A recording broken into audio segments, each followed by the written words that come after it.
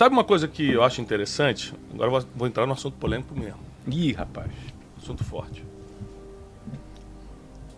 Que mesmo que a pessoa não seja religiosa, todo mundo que se deu bem na vida estava cumprindo um princípio que é bíblico. Vou repetir para ficar claro.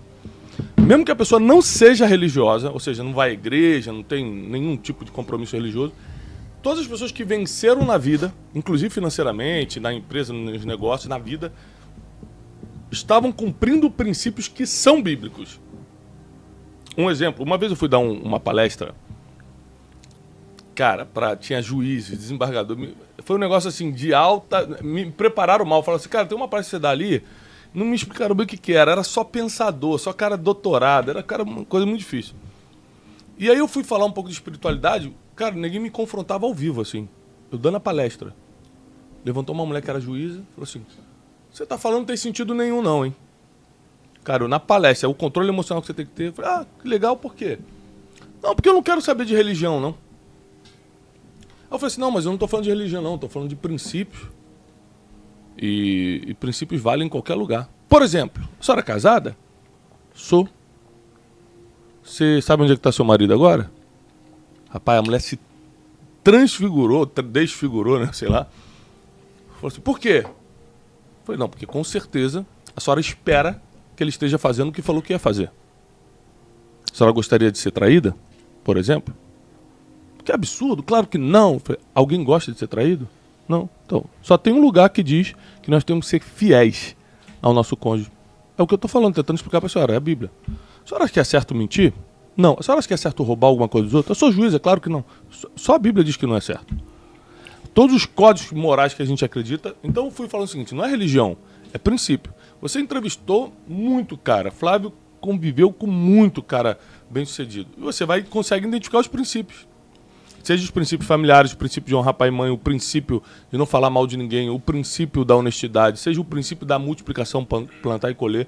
Algum princípio ou vários princípios esse cara está fazendo, né? Está plantando para colher. O que você identificou? Você está numa vibe espiritual agora, eu estou sentindo que você está entrando nisso aí, né?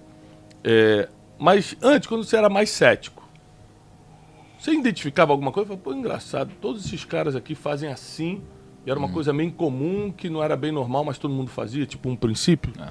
Cara, eu comecei a ler a Bíblia com uma pessoa muito cética. Né? Eu comecei a ler a Bíblia com uma pessoa muito cética e comecei por Provérbios, né, de Salomão, onde existem muitos princípios lá dentro que foram provados com o tempo, princípios de prosperidade, de sucesso, de riqueza, de seja lá como você queira interpretar, né? Tudo é válido.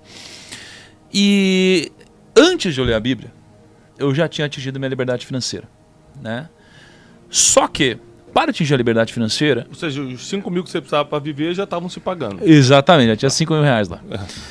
E aí, ao longo dessa jornada, o que me trouxe a liberdade financeira? Me trouxe, né? O que me trouxe foi uma série de princípios e ações que eu executei ao longo do tempo. E esses princípios e ações vieram de lugares diferentes, vieram de pessoas que me ensinaram, vieram de livros, vieram de aprendizados da vida, né? E aí, eu sempre li muito. Sempre assim, né? A partir daquele momento que eu estava trabalhando com muito foco, eu estava lendo muito. E onde que eu buscava livros de conhecimento? Eu lia muitas das grandes obras que foram escritas nos últimos 50 anos. Né? Tipo Napoleão Hill. Napoleão Hill, né? Uma série de outras coisas. E aí, cara, nesses 50 anos, eu lia cada coisa e falava, meu Deus, esse cara é um gênio. Isso é incrível, isso funciona pro negócio, isso tal. E eu comecei a olhar pra isso. O que você vai falar? Bom demais, né? Isso aí. Aí eu comecei, cara, primeiro a ensinar isso. Né? E junto disso, a aplicar na minha vida. E isso tudo dando certo em comum acordo, para mim e para quem eu ensinava. E aí foi passando o tempo, cheguei na Bíblia. Já com a liberdade financeira, já com muito conhecimento acumulado, já com patrimônio.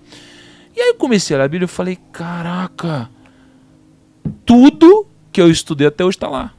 Tudo. Só que a diferença é que tudo está escrito com roupagens diferentes. O único lugar onde eu encontrei os princípios escritos na sua pureza, na essência, foi na Bíblia.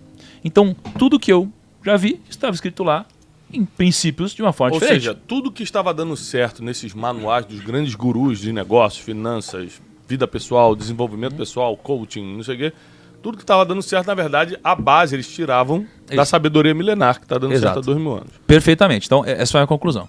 Segunda coisa, E agora é um contraponto a isso, tá? É um contraponto a isso.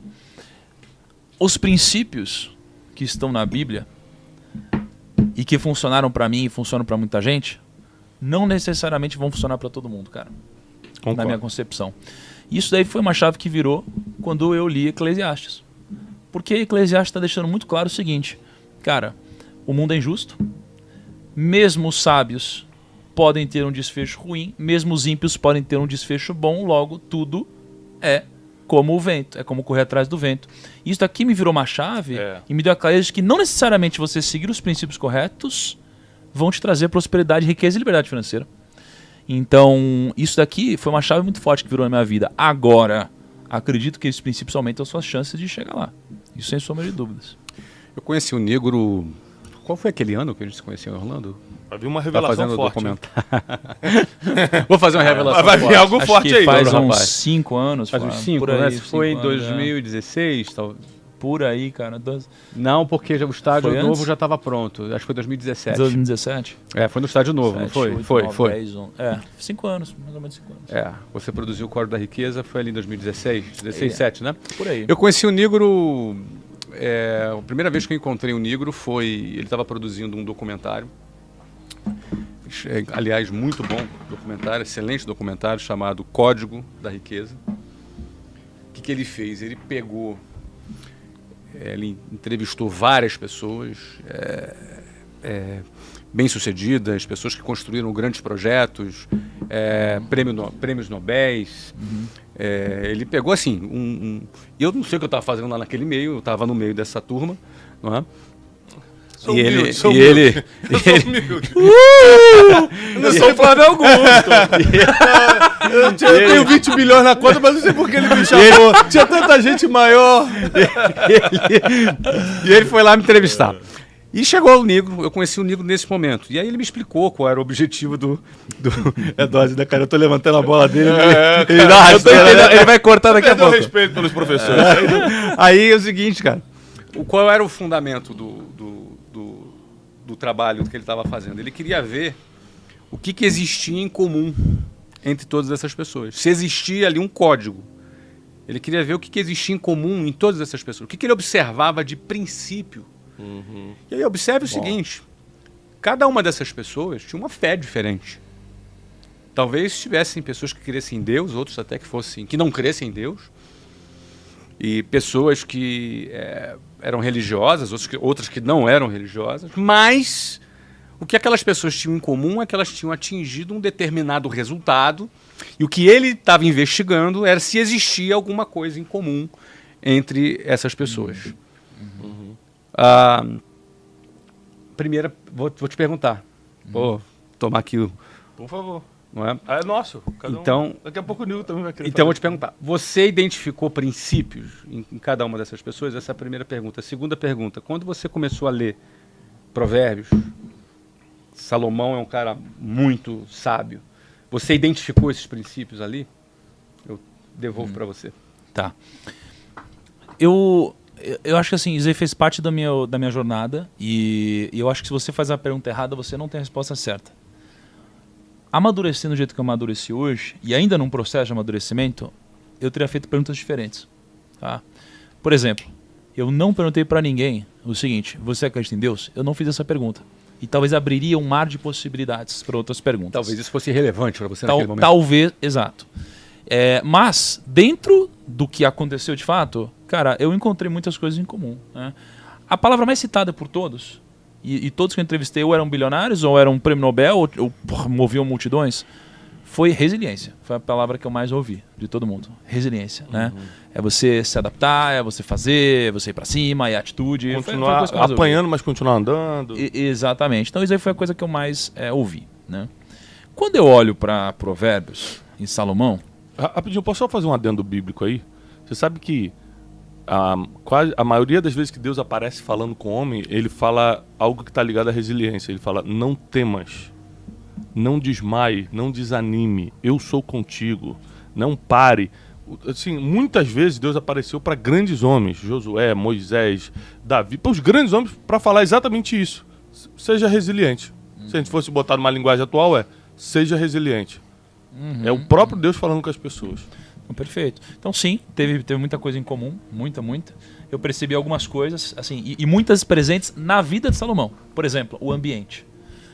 Então assim, uma coisa que eu vi é que as pessoas de muito sucesso já estavam cercadas de outras pessoas que as supriam em várias áreas e pessoas muito boas no que faziam. Seria o conceito do ambiente, de outras pessoas ao seu redor. O ambiente de pessoas, né? E quase todos os grandes, quase todos que eu conheci, tinham pessoas incríveis ao redor.